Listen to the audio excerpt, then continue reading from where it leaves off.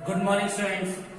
आज आपकी एक्सरसाइज जो लेसन है हमारा सेट थ्योरी, उसमें एक्सरसाइज 18D मैं स्टार्ट करने जा रहा हूँ। ये लास्ट एक्सरसाइज है, बहुत इंपॉर्टेंट है ये। इसमें आप लोगों को एक नई चीज वेन डायग्राम कैसे बनाया जाता है, यानी वेन आरेख कैसे खींचा जाता है, वो मैं समझाऊंगा। देखिए, आपका सबसे पहला क्वेश्चन है, यदि समुच्चय A बराबर 1 2 3 4 5 तथा समुच्चय B बराबर 4 5 6 7 है तो A union B, A intersection B का वेन आरेख कीजिए।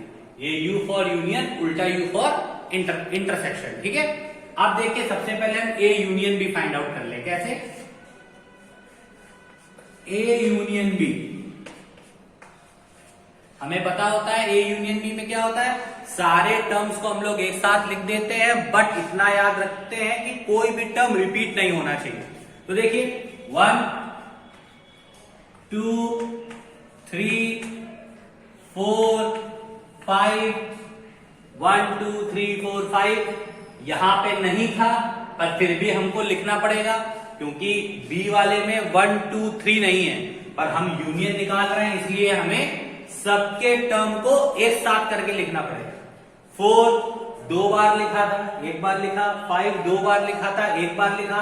अब देखिए 6 7 यहां पे है पर यहां नहीं है, पर हमको यूनियन फाइंड आउट करना है, इसलिए 6 और 7 भी लिखना पड़ेगा। तो ये हमारा ए यूनियन भी फाइंड आउट हो गया।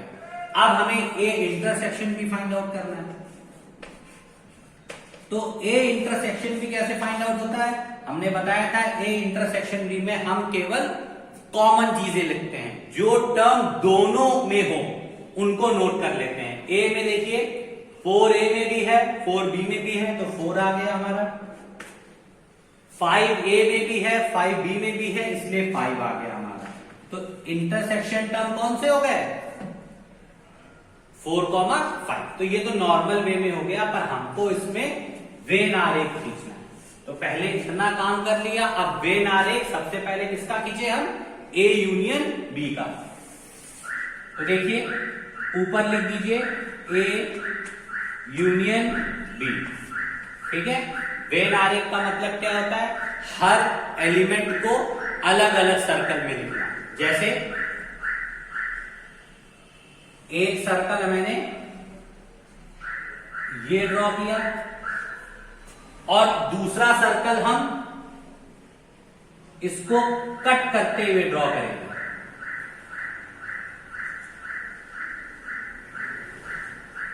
ये देखिए, अब आपका क्वेश्चन ये हो सकता है कि सर आपको ये दो सर्कल कट करते हुए क्यों ड्रॉ किया, आप ऐसे ड्रॉ कर लेते, एक ऐसे और एक ऐसे, इस तरीके से ड्रॉ करते। आपने सर्कल कट क्यों किया, हमने कट इसलिए किया क्योंकि कुछ टर्म कॉमन है हमारे, जैसे 4, 5 इसमें भी है और इसमें भी है। तो कॉमन टर्म को हमको जहां सर्कल कट करते हैं उसके अंदर लिखना होता है, इसीलिए हमने इसको कट करता हुआ बनाया है। अगर कोई भी टर्म कॉमन नहीं होता तो हम अलग अलग सर्कल्स बना लेते, किसी को भी एक दूसरे के साथ इंटरसेक्ट नहीं कराते। ठीक है स्टूडेंट्स, आपको क्लियर हो गया कि हमने इंटरसेक्ट क्यों किया, क्योंकि कुछ टर्म हमारे ऐसे थे जो कट हो रहे थे। अब देखिए सबसे पहले ए यूनियन बी का है, तो जो चीजें कॉमन होंगी वो इस बीच में आ जाएंगी। ये देखिए 4 और 5 ये दो टर्म हमारे किसमें आ गए, बीच में। बाकी टर्म जो बचे वो आप लिखिए, ये ए हो गया और ये मेरा बी हो गया। ए में क्या बचा हमारा, बस 4 5 नहीं लिखिएगा, ये दो नहीं लिखेंगे, क्या लिख देंगे 1 2 3 कहीं भी लिखिए। बी में हम क्या लिख देंगे 6 और 7। ठीक है, आप चाहे तो 1 2 3 एक दूसरे के नीचे भी लिख सकते हैं, देखने में अच्छा लगेगा। 1 इस तरीके से 1 2 और 3। ठीक है, अब इंटरसेक्ट करता हुआ मैंने बता दिया, कॉमन मिल रहा था इसलिए बीच में रखा। ए के टर्म 1 2 3 4 5, बी के टर्म 6 7 4 5, देखिए वही लिखे हुए। अब इसको यूनियन है, इसीलिए पूरे शेड को इस तरीके से कलर कर दीजिए। यूनियन है इसलिए ये पूरा शेड कलर हो जाएगा। ठीक है स्टूडेंट्स, समझ में आ गया? तो ये हमारा ए यूनियन बी हो गया। ठीक, अब एक पार्ट हमको और फाइंड आउट करना है, वो कौन सा है? A intersection B.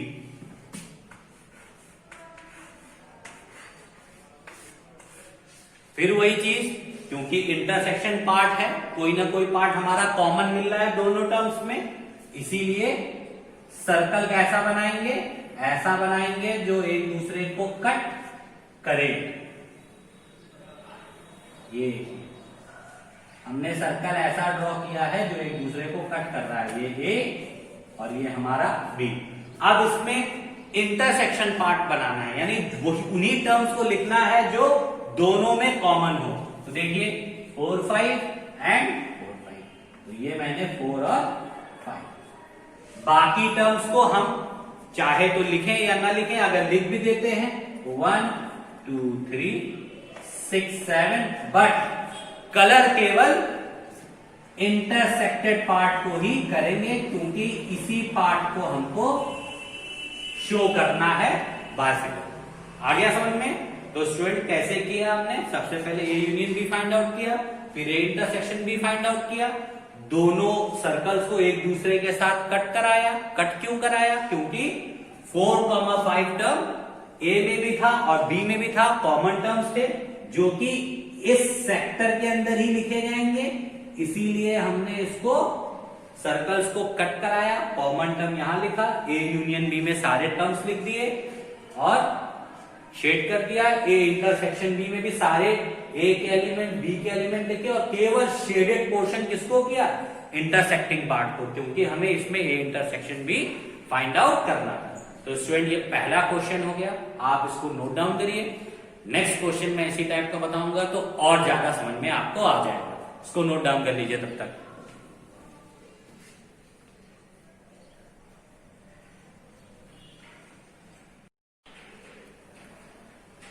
देखिए स्टूडेंट, दूसरा क्वेश्चन है आपका, समुच्चय ए बराबर 10 11 12, समुच्चय बी बराबर 12, 13, ए यूनियन बी का वेन आरेख खींचिए। तो सबसे पहले वेन आरेख खींचने के लिए A union B find out कर लीजिए। ए यूनियन बी मेरा क्या होगा? 10 11 12 और एक टर्म 13। 13 उधर लिखा हुआ था बी वाले के पास, हमको इसमें लेना पड़ेगा क्योंकि हम यूनियन फाइंड आउट कर रहे हैं। और 10 और 11 उस टर्म बी के पास अवेलेबल नहीं था, पर हमको लेना पड़ेगा क्योंकि हम यूनियन फाइंड आउट कर रहे हैं। तो सारे टर्म्स लिए जाते हैं, किसी भी टर्म को छोड़ा नहीं जाता, वही काम। अब इंपॉर्टेंट चीज है, सर्कल बनाते समय याद रखें कि सर्कल कट करेगा कि नहीं। हम देख रहे हैं कि 12 यहां पे भी लिखा हुआ है और 12 यहां पे भी लिखा हुआ है, यानी एक टर्म हमारा कॉमन है। तो जब कभी भी टर्म हमारा कॉमन होगा तो सर्कल एक दूसरे को कट करेगा। तो कैसे बनाएंगे इसमें हम लोग? ए यूनियन बी लिखा, ये एक सर्कल ड्रॉ किया, कट करता हुआ ये मैंने दूसरा सर्कल ड्रॉ कर दिया,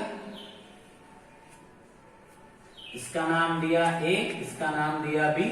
सबसे पहले जो कॉमन पार्ट है जो दोनों में है 12, वो मैंने अंदर लिख दिया। बाकी जो बी का टर्म बचा वो बी में डाल दीजिए। 12 कॉमन आ चुका है तो बी का टर्म केवल 13 बचा, तो हमने बी के पास 13 लिख दिया। और ए के टर्म में हमारा कौन कौन सा बचा? 10 और 11, तो मैंने 10 और 11 लिख दिया। ठीक है, देखिए सबसे पहले मैंने क्या किया, जो कॉमन टर्म्स था वो अंदर कर दिया। इसके बाद जो बी का टर्म बचा 13, तो बी के पास लिख दिया, और जो ए के टर्म्स बचे वो ए के पास लिख दिए। यही काम मैंने पहले वाले सम्स में भी किया था। अब यूनियन है, यानी सारी चीजें एक जैसी होनी चाहिए, तो इसीलिए पूरे इसको कलर कर दीजिए या पेंसिल से शेड कर दीजिए। ये आपका हो गया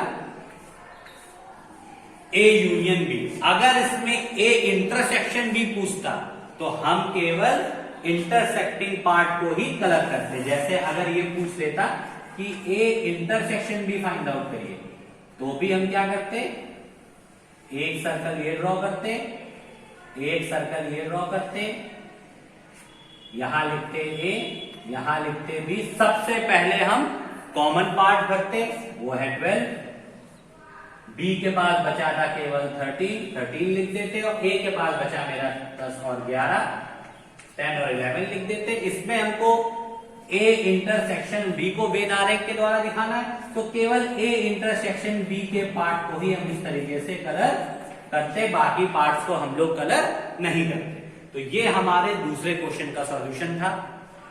आपको ज्यादा समझ में आ गया होगा। अब एक क्वेश्चन और हम बताएंगे तो आपको पूरा ये क्लियर हो जाएगा।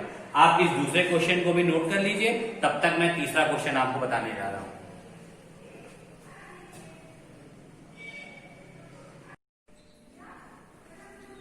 देखिए स्टूडेंट, थर्ड क्वेश्चन है हमारा। थर्ड क्वेश्चन कह रहा है कि a बराबर 1 2 3 4 5 और b बराबर 2 3 4, a minus B find out करिए। हमने a माइनस बी का क्या बताया था फाइंड आउट करने के लिए कि a के टर्म में अगर कोई b का टर्म आ रहा है तो उसको हटा दीजिए, बाकी जो बच जाए उसको लिख दीजिए। जैसे a माइनस बी, ठीक। a के टर्म में अगर b का कोई टर्म आए तो उसको हटा दीजिए। तो हमने एक तरीका बताया था रफ में करने का। रफ में कैसे करेंगे वो हम बता दें। a के टर्म लिख लीजिए सबसे पहले, 1 2 3 4 5। b के टर्म लिख दीजिए 2 3 4। ये प्रोसेस रफ वाला है, याद रखिए। देखिए कैसे है, 2 से 2 हट गया, 3 से 3 हट गया, 4 से 4 हट गया। अब जो a के पास टर्म बचा उनको लिख लीजिए। तो a माइनस बी बराबर क्या आ गया, 1 5। ठीक है स्टूडेंट्स, कोई दिक्कत तो नहीं। a बी बराबर 1 5। तो अब ये प्रोसेस आप अगर रफ में करेंगे तो कभी भी गलत नहीं होगा और आपको इजीली आ जाएगा। एग्जाम में अगर आप डायरेक्ट ये लिख दोगे तो एग्जामिनर समझ जाएगा कि ये आया कैसे।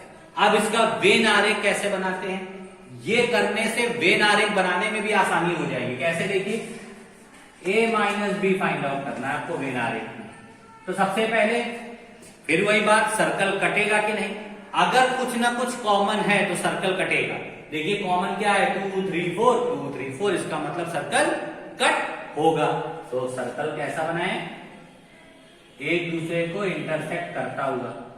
तो ये बन गया हमारा सर्कल जो एक दूसरे को क्या कर रहा है, इंटरसेक्ट कर रहा है। नाम लिख लीजिए इसका a और इसका b। सबसे पहले जो इंटरसेक्ट पॉइंट्स होते हैं उनके अंदर टर्म लिखे जाते हैं, यानी सबसे पहले बीच में टर्म लिखिए जो इंटरसेक्टिंग के हैं।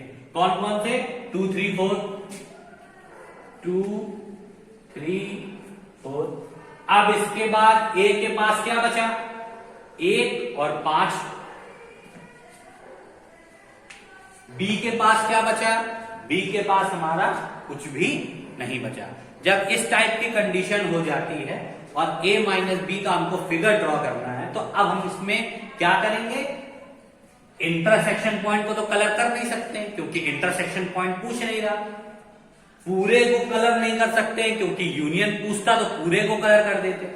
अब इसमें हम केवल इतने पार्ट को ही कलर करेंगे। ये देखिए, ठीक है स्टूडेंट्स, समझ में आ गया कैसे करते हैं। केवल और केवल इस पार्ट को ही हम लोगों को कलर करना है, ना इंटरसेक्टिंग पॉइंट को कलर करेंगे और ना बी वाले को कलर करेंगे। बी वाले को हमने इसलिए कलर नहीं किया है कि आप सोचो यहां कोई एलिमेंट नहीं है। अगर एलिमेंट होता तो भी नहीं करते, एलिमेंट होता तो भी ना करते।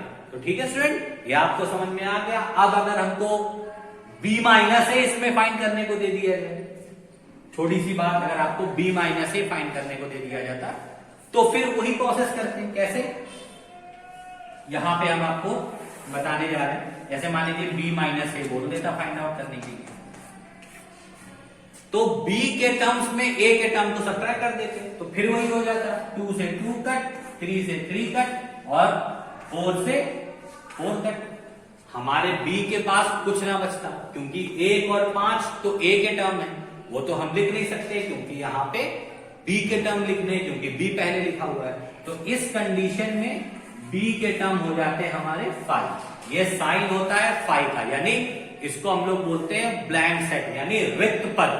ठीक है, ये ब्लैंक सेट होता है। तब अगर इसका फिगर बनाना होता तब भी यही बनाते हैं, क्योंकि बी में कोई एलिमेंट बचे नहीं थे तो कलरिंग होती नहीं। ठीक है स्टूडेंट, तो ये 3 सम्स मैंने आपको बता दिए हैं। इन 3 सम्स की प्रैक्टिस कर लीजिए। a minus B, B minus A वाले अगर 2 क्वेश्चन और हैं आपके पास, अगर आपको नहीं समझ में आए होंगे तो आप पूछिएगा, तो मैं उनकी भी वीडियोस बना के और क्लियर कर दूंगा। बाकी आपको मैंने अच्छी तरीके से समझा दिया है कैसे क्या लिखते हैं, कैसे क्या करते हैं। आप इनको अच्छी तरीके से तैयार करिए। और आज की डेट से आपका दिसंबर मंथली सिलेबस मैथ्स में कंप्लीट हो गया है। अब आगे की जो भी चैप्टर्स बाकी हैं वो हमारे जनवरी मंथ में आएंगे। तो ये 2-3 दिन मैं आपको रिविजन के वर्क ही कराऊंगा। तो स्टूडेंट्स, आप लोग अभी इस चैप्टर को नोट कर लीजिए और कुछ भी नहीं समझ में आया तो हमसे पूछिए। Thank you.